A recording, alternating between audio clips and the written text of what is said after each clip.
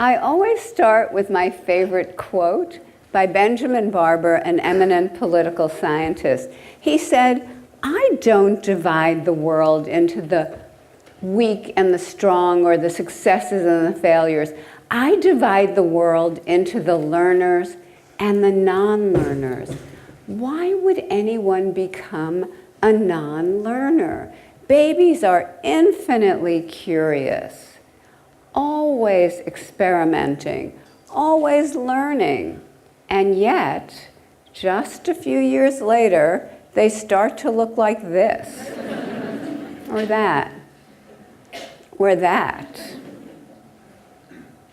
What happens? Unfortunately, many of the things that we do to try to help or motivate students, employees, our kids, are making them into non-learners. When we put too much emphasis on who's gifted and who's not, how much talent does this one have, how much talent does that one have, we create people who feel they have to be infallible, who need constant validation, and that's the enemy of learning. Employers have been coming to me for several years now and saying, we've already created a generation of young workers who can't get through the day without an award.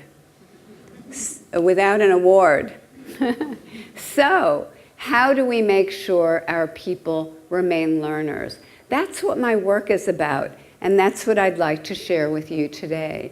In my work, we find, I better aim it the other way.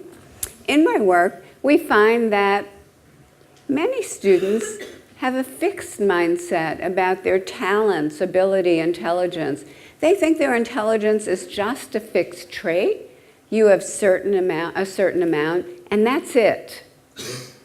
This is the mindset that makes students into non-learners, because they're so worried about making it look good and not making it look bad, they forget about learning.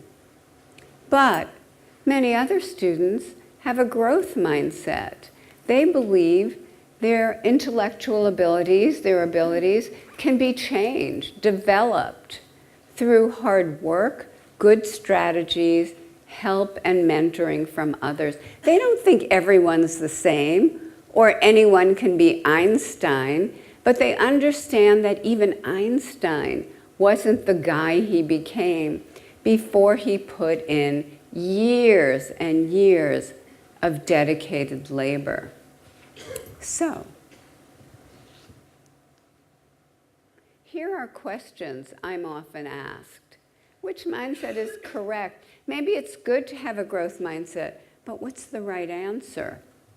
What's so exciting is that neuroscience is showing us on practically a daily basis the tremendous plasticity of our brains, the way that our brains can change, grow, and even reorganize through learning and experience throughout life.